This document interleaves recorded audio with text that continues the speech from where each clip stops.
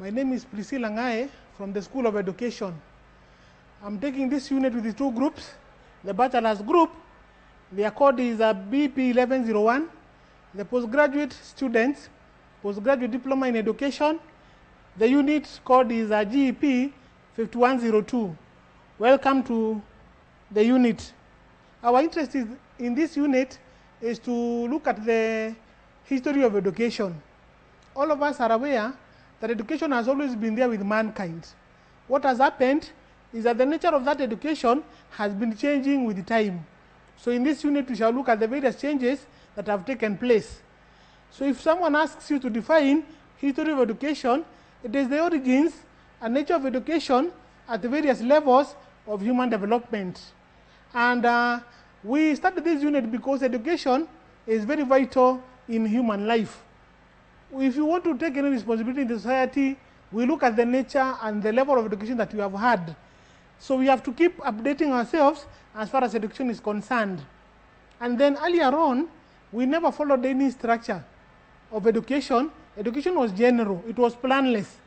But from the 19th century, education developed a plan, a scheme. And this is why we have various systems of education today. And this change has led to many other changes. For instance, the curriculum has been expanded, the modes of delivery have been increased, and that is why we have various modes of study in education. And then we are also interested in the scope. How wide is education? Education is very wide, beginning from what we call informal education. This one begins at birth, with the parents being the major teachers of the child. The mother first of all, the father, and then the rest of the family. They give this learner what we call informal education. It is actually centered on the culture, and in culture we acquire very many skills, like the language skills, the artistic skills that are associated with various cultures. Then we have the non-formal education, which we acquire in institutions. The moment you join school, now you leave your family, you go to the wider society, and that society gives you some kind of education. And actually non-formal education is acquired in institutions, in a school, in a college, or university. This is where you do something outside class. So apart from academics, we have the rest of the education, which we call non-formal. Talk about talents, talk about skills. These ones are acquired in institutions of learning. Then we have the formal education, which is actually what we are doing in class. We call it either formal education, modern education, or the academics bit of education. This one is structured very well. It has even some rules and regulations. You have an entry behavior, you have examinations, you have timetables, and even have certificates to show for how much formal education we have acquired. Then why do we study history of education as teachers? As a teacher, you realize that if you missed out on history of education, you would be actually challenged in your work. Because first and foremost, you have to analyze and clarify the various steps education has taken to be where we are today.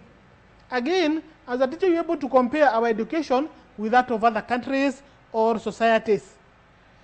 This history of education is important even to non-teachers. People out there need to know what has made education be what it is today. We realize that as a teacher, you have to develop your own self point of view. Like if you compare education with that of our neighboring countries, if someone asks you to choose between studying in Tanzania or Uganda, what would enable you to make a good choice? It is after you know what that system does, the institutions involved, and even the ideas they have and the personalities who have contributed to be where they are. We are able to judge a situation objectively. Like you don't condemn a situation wholly, you have to take what is positive and leave out what is negative. Again, as teachers, we are able to at least address our intellectual curiosity. You want to be knowledgeable as a teacher. For you to be knowledgeable as far as education is concerned, you need to know some bit of the past, then the present, and be able to predict what will happen in future. Then still under the history of education, we have some factors and movements that have made education to be where it is. It has taken some steps. Under the factors, we have a few of them. One of them is the First World War. This one was fought by Americans with the belief that the world could be made safe for democracy. I leave you with the question whether the world is very safe for democracy today or we still have some obstacles. Then you have the Second World War. It was fought to establish fundamental freedoms for men everywhere. You realize we may not have achieved this even up to this point. Then you have the age of violence, whereby man has been fighting each other for some time. And this phenomenon has been there for the last 100 years. So we wonder whether, in historical times, man was better off than they are today. Think of the times of Plato and Socrates. I think those people are better off as far as mankind is concerned. Then you have the affirmative powers of the teachers in history. We have several great teachers in history. One of them is Buddha. According to him, he felt that even in the evils of a caste system, caste means class. Most societies are classified. Even our own society has classes. The upper class, the middle class, and the lower class. And you realize that those classes, they are never in harmony. One class is always above the others, and the others are always very negative towards the upper class. So Buddha's ideas have not yet been realized. Then we have other teachers, like we have Socrates, who felt that man has something godly in him. And that is why we always think that man is above the rest of creation. Then you have other teachers like Comenius. He had a very good vision for mankind, and he felt that under a universal system of knowledge would be actually equal as human beings. Again, I leave with the question whether we have achieved this idea yet.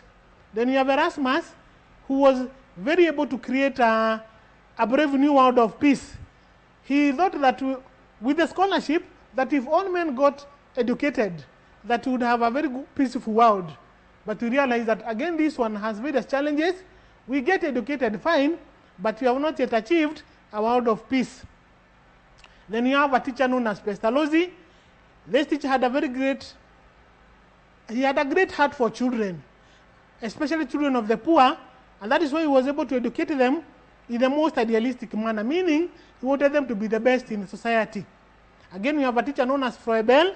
According to him, children were supposed to be educated in a special place, that is the kindergarten, and because of his love for children, he was able to create the kindergarten as an institution for young children. Then we have the last teacher, who is Jesus Christ. Of course, the greatest teacher in history. He was able to observe that all human beings can be taught. So let us not have an idea that some people are unteachable. We do not have unteachables in this world. Everybody can be taught because we are all children of God. God gave us, each one of us, a certain potential. Then you have the movement. One of them is the early Christian education. Early Christians thought that teaching and preaching are of equal value. So according to them, preachers are supposed to be teachers in one way or another, and therefore they needed the skills. We have Mohammedanism for Islam. This one was founded by Prophet Muhammad, and according to him, every form of education is based on religion. So you cannot draw a boundary between religion and the rest of education. We have the Renaissance, we have the Reformation and the Renaissance, which means the birth of knowledge. So at some point, man realized that this knowledge is supposed to serve us. So whatever knowledge you acquire, let it be useful in your life, let it serve you in everyday requirements. Then you have the Protestant Reformation, whereby the Protestants felt that for the Roman Catholics, their rules were a bit relaxed. And according to them, we should not have someone who is very powerful in Christianity or in religion. And for the Protestants, they were after reducing the powers and possessions of the Pope. And this movement was actually launched by Martin Luther King when he actually displayed some theses on the church door. He was challenging Christians to question some of the powers and possessions of the Pope. According to him, they were supposed to be reduced. And we also have the printing press, which was very positive as far as education is concerned. For the printing press, the major role was to print written material, then distribute it among congregations. You realize that in the 16th century, congregations were able to read for themselves, and therefore that printing material was very important as far as education is concerned. The congregations were able to read the Bible for themselves and, of course, make interpretations. Then you have a movement known as Calvinism. This one was started by John Calvin in France at the same time when Martin Luther was conducting his movement. Then during his time, he was able to establish a belief in the Protestant church that the Sabbath is supposed to be the seventh day of the week. According to him, he was able to adopt the Jewish Sabbath, and he was against what we have in our churches today in form of musical instruments. So according to John Calvin, those musical instruments are not supposed to be very loud. He tried to silence them. Again, he was not very ready to have some colors in the church, like the Roman Catholic service is very colorful. We all know that. And of course, the decorations in our window panes in the church, he removed some of them. And we call his movement, the Calvinism, is very reserved as far as church service is concerned. And then this movement had a very great influence on education. Then the last movement was the Catholic Counter-Reformation. They were reacting against the Protestant Reformation. So for the Catholics, they were able to reduce some of the ecclesiastical doctrines. We know that the Catholic Bible has some extra books, and those extra books were more than they are today. So some of them were discarded, and we have what is the Catholic Bible today, with some of the doctrines having been removed during the Catholic Counter-Reformation. And of course, the powers and possessions of the Pope were reduced. That is the end of our lesson 1. Thank you for listening. Stay safe. We all want to come back safely. We go to lesson 2.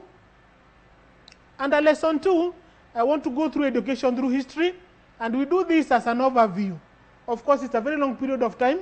Very many things have happened. We cannot go into the details. What we give you is a summary.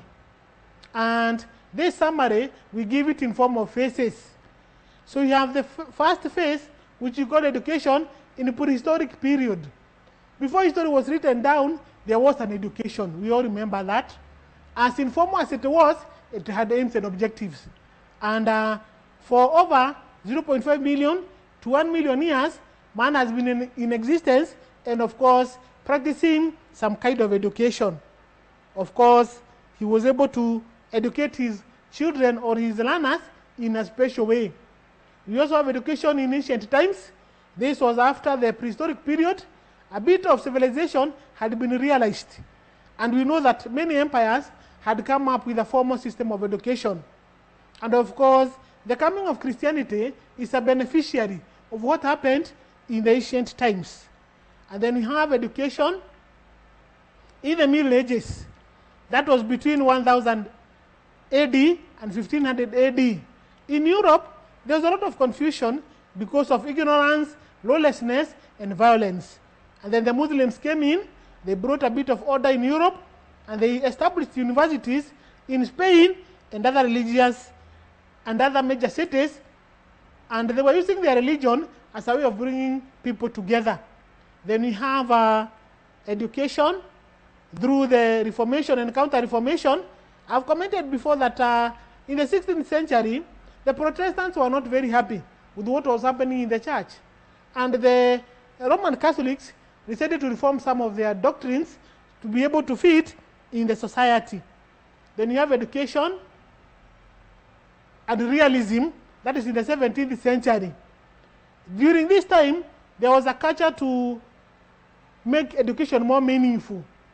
This means that whatever education somebody acquires, it is able to serve them in their life. So education to be meaningful, practical for that matter, not only in theory, but let it be useful in everyday life. Then you have education and enlightenment. During the 18th century, not very far away from now, there was a general revolt against authoritarianism and dictatorship. So people felt that after being educated, then you should be left on your own to make decisions. And during this time, people were able to use their freedom of thought, their freedom of expression, because of the level of education they had acquired.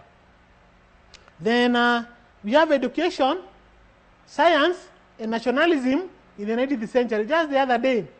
During this time, there were conflicting ideologies. And you know that some of those socio-political ideologies are still there even today. Some of them include liberalism, whereby we want to experience a bit of freedom as a result of education. Democracy means we can make free choice. We have freedom of choice. Then capitalism means that, of course, one class of society is going to be above the others. That is why we have the upper class ruling the rest of the classes, the middle class and the lower class. And this kind of ideologies were there in the society. And this one led to a great diversity as far as education is concerned. And that is why even today, we realize that even our education is stratified in the same way. So we have schools for the upper class, schools for the middle class, and schools for the lower class. Don't forget, this stratification goes to other areas of life outside education. Then you have education, progressivism, and radicalism. This one is a feature in the 20th century. And we are beneficiaries of this. We are part and parcel of the same. And we realize that during this 20th century, we are able to give education in various forms.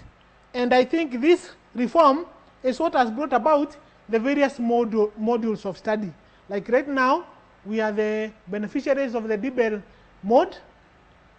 Initially, it was a school-based, where you studied during the holidays. This one is a module on its own. We have the regular mode. They study for very many hours. They have very many contact hours. The DBEL has lesser contact hours. We have other various modes of study like the virtue. Those ones have very few contact hours. We also have the distance learners. And this one has broadened the modules of study as far as education is concerned. Of course, you have ended up with the two major modules. We have the progressive and the radical. Progressivism means that you can continue the education throughout life. And actually that one is a very important feature. We know education has no end. You acquire one level, you aspire to go to the next level, and that is what we call progressivism. Education has no end. Then you have radicalism, where you want to do things differently. Like we have been used to formal education, whereby it takes students to school from class 1, class 8, from 1 to form 4, and to other institutions. Radicalism means you can educate your children in your home. You have heard of homeschooling. Actually, homeschooling is part of radicalism. You don't want to do what everybody has been doing. You want to do things differently. So if you're able to homeschool your children, well and good. And actually some Kenyans have embraced homeschooling for their children. Then you have education in ancient civilizations. We call them civilizations because they are quite a number. We may not be able to go through all of them, but you are going to pick on a few. And those few that we have picked have what we call characteristic features. These ones are observed in all the ancient civilizations. One of them is education was a cultural transmission from one level to another. It was imparted informally without schools. We do not need schools to educate our learners. We can educate them in homes or in the churches or in the rest of the society. Then you have explosion of knowledge, which meant that the family could now not cope with the many skills and many types of knowledge that were required. So what the family did was to send their children to school. So it means children left their families and went to the wider society to acquire education. As a result, we had the formal education, of course, which requires teachers who are specialized in various fields and various areas of specialization. So that is how teachers came about to support the family as far as education is concerned. And then the supportive principle of division of labor meant that because you have the technological development, you may not be able to handle very many skills. Specialize in one, leave the rest to other people so that you can have what we call one man, one job. And then you have the teachers specializing in various fields. You have the nurses specializing and the other professions. Then you have the discovery of writing, which was a stimulus as far as education is concerned. So when writing started, then schools were beneficiaries of the same. It was very important for the schools when writing came into place because whatever was taught in the schools needed to be recorded in one form or the other. Then we have characteristic features continued. Those in the upper social class had an advantage as far as education is concerned. Even today, with our upper class, middle class, and lower class, we have the upper class having an upper hand as far as education is concerned. There is a cost towards education. The upper class can afford to keep their children in school. The middle class can go to a certain level. The lower class get contented with the minimum or basic education. Up to class 8, they can survive with that. For the middle class, maybe up to secondary school, they can survive with that. For the upper class, they can take their children to the highest level of education. So they still have an advantage even today. Then you have girls and women who are considered inferior. That is in ancient times. The education was not very important. For the girls and women, they only learned domestic skills, cooking, washing, taking care of children. Even today, some societies still insist on that. Then you have education in one of the ancient civilizations. I picked on Egypt because it has some very important features as far as history is concerned. So we have the background. If you look at Egyptian civilization, it is the oldest in the development of history. Therefore, we have some things that we can learn from the Egyptians. This civilization reached its peak between 4000 BC and 1000 BC. This civilization is the oldest with a recorded history. That is why we are interested in what they did, because we have records for the same. Then you have the civilization which was a beneficiary of the agricultural activities centered along the River Nile. Even today, the River Nile is very important to Egypt. It is their source of life, and therefore, even in the ancient times, River Nile was very important because of the various activities that were conducted along that river. And then there was a centralized theocracy. The rulers of Egypt were religious rulers in one way or another. And since they were religious, they depended on God, on their God, for leadership. So a religious leader and a political leader were one and the same thing. Then still under Egypt, we have the aims and objectives of Egyptian education. This education was aimed at perpetuating social stability and the status quo. In Egypt, you died in the class in which you were born. You were born in the upper class, you died there. That is what we are calling the status quo. There was no movement out of the class, you died in the class in which you were born. And this education actually perpetuated that kind of idea. Then we have education to produce professionals and labor-oriented personnel. You know that the River Nile brought very many activities in Egypt. And therefore, education was supposed to be addressing those activities that were centered along the River Nile. Professionals and labor-oriented personnel to support the social structures. Their economy, their religion, their health, all depended on the activities along the River Nile. Then this education was designed to foster a complex agricultural science, create innovation, and flood control networks. Sometimes River Nile floods, and they have to have a way of controlling the floods so that they don't perish. And we know very well that they have been able to do this, and instead of the River Nile being harmful to them, it has actually brought life to the Egyptians. And then the education preferred a religious point of view. So all education is supposed to be geared towards religion, enhance people's moral and religious development, and let them fear their God. That is what you're calling piety to the gods. Egypt had very many idol gods, and the learners were supposed to be trained on fearing and respecting those gods. Education was considered both a preparation for life and a vehicle for life after death. So life after death depended on the kind of life somebody lived in this world. And education was one of the advantages of having a good life after death. Then we have the same education in Egypt. We are now looking at the structures or levels. How is education structured?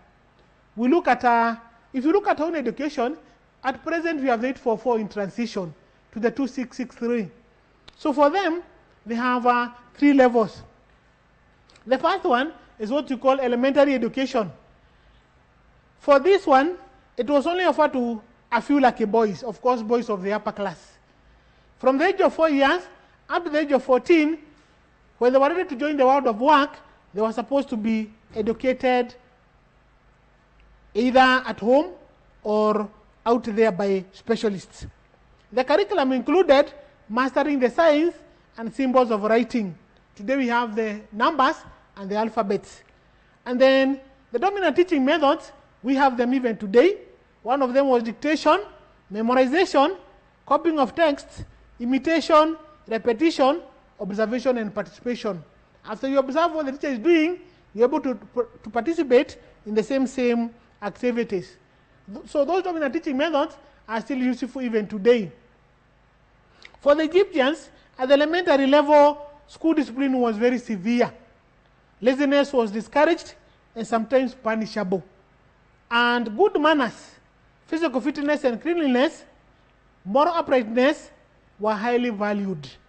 So apart from acquiring formal education, a learner was expected to be very well mannered, be very physically fit, be very clean, and also be morally upright. Still under elementary education, boys who did not go to school were trained informally by their fathers at home. So fathers were the teachers of these boys who did not have a privilege of going to school. For the girls, they were trained by their mothers on domestic roles. I said a few minutes ago, domestic roles included cooking, washing, taking care of the family. For the slaves in Egypt, they did not acquire any form of education. To the Egyptians, the bodily hygiene was of religious significance. It brought somebody closer to the gods. And this could be the origin of our saying today that cleanliness is next to godliness. This one originated from the Egyptians' observation of bodily hygiene. Under secondary education, this was conducted in the same premises with elementary education. I give an example of a scenario whereby you have a primary school developing a secondary school in the same compound. This is what same premises means. Then this education was a continuation and consolidation of the skills and knowledge that had been learned in elementary education.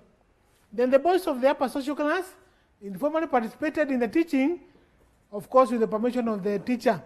I give an example whereby you can be teaching physical education in a school. You have a skill in swimming which you want to demonstrate to your learners.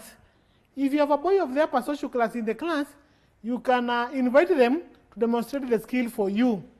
This one gives them opportunity to enhance their etiquette and code of behavior. Of course, you know boys of the upper social class interact with some important guests for the country, national guests for that matter.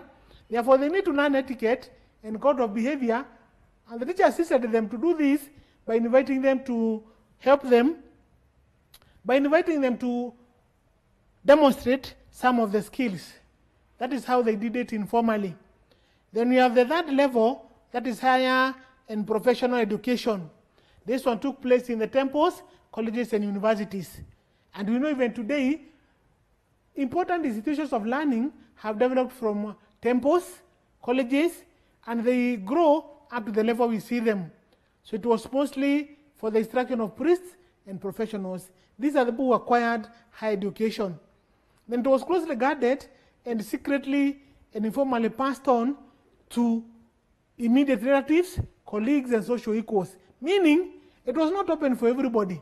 It was only passed on to immediate relatives and colleagues and social equals. Meaning, if a boy belonged to the upper social class, they would only share higher education with a boy of the same social class. For colleagues, they would exchange their skills. Like if you have a family of lawyers, they would exchange their child with a family of medical doctors. That is for cross mentorship. Then, it was therefore restricted to those recognized as heirs. This higher professional education was only for those ones recognized as heirs by virtue of birth, especially for priesthood and medicine. You would only become one, or rather a priest or a medicine man, if your family has that kind of talent. Otherwise, these were some of the inherited skills: priesthood and medicine. For other professionals, like teachers and scribes, they brought the learners to their homes, offices, business premises, and temples. There were very few learners at this level. The teachers would educate them either in their homes, offices, or business premises. And then we have contributions of Egyptian education to human civilization. Of course, even today, we have inherited very many good things from Egyptian education. One of them is in arts and crafts, whereby when it comes to modern painting and sculpture, if you see very beautiful drawings on walls, this one is one of the areas that were borrowed from Egyptian education. Our architects also borrow from them. If you see some construction sites where we have massive stones being structured to become very beautiful features, then that is one of the areas you have borrowed from Egyptian education. Then you have in literature, whereby the Egyptians were able to use proverbs, similes, and aphorisms to teach good moral conduct to their learners. Even today in literature, we have borrowed this.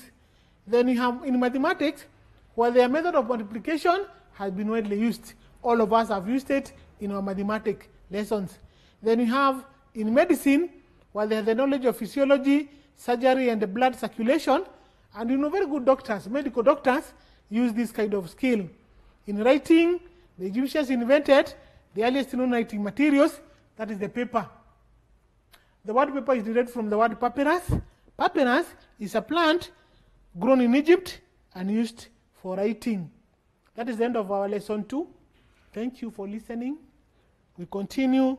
These televised lectures supplement our robust online learning going on our MKU online platform. You can view more on our televised lectures via our online platform. We are in a digital era, and Mount Kenya University knows this. The following are the steps to follow so as to complete your online application. Download the application form from the website www.mku.ac.ke. Attach copies of your academic certificates and ID. Pay the application fees via M-Pesa pay bill number 270988. Your ID is the account number. 2,000 shillings is the charge for a postgraduate.